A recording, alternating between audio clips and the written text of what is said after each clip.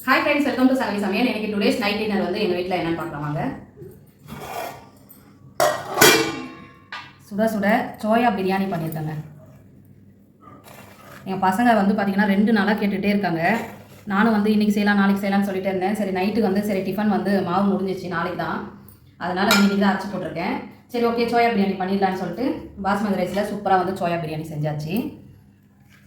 என் பாப்பா தான் 2 நாளாக கேட்டுட்ருக்காங்க. சரி குழந்தைங்க சாப்பிடணுன்னா நம்ம செய்யணும் இல்லையா, அதனால் வந்து செஞ்சாச்சு இன்றைக்கி.